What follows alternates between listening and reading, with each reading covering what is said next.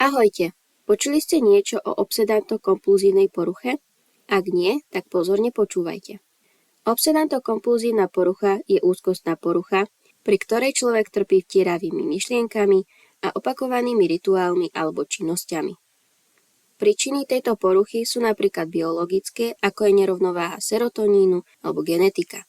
Potom psychologické, čo je perfekcionizmus, vysoká úzkosť a nejaké naučené vzorce správania. Taktiež aj sociálne príčiny, ako je stres, trauma alebo rodinné prostredie. Príznaky, ktoré môžeme odpozorovať, je napríklad opakujúce sa vtieravé myšlienky, na špinu, chorobu a túžba po kontrole. Potom napríklad opakované činnosti, ako je umývanie rúk, počítanie alebo nejaká symetria. Neexistuje 100% prevencia, no pomáha, ak zvládame stres dobre a máme nejaké relaxačné techniky, ktoré nás upokoja.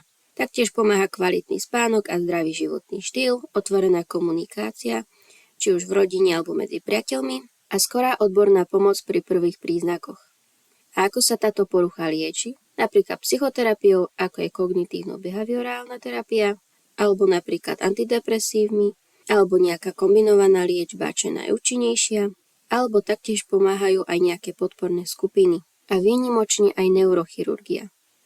A také zaujímavosti nakoniec, obsedanto-kompulzívna porucha postihuje 2 až 3% populácie. Často začína v mladosti. Mierne obsedantné črty má takmer každý, napríklad kontrola dverí. Ale obsedanto-kompulzívna porucha je extrém.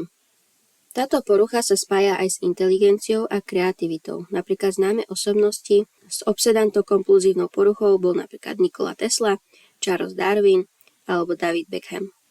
Tak toto by bolo všetko o obsedanto-kompulzívnej poruche. Dúfam, že sa vám videjko páčilo a že ste sa niečo nového naučili.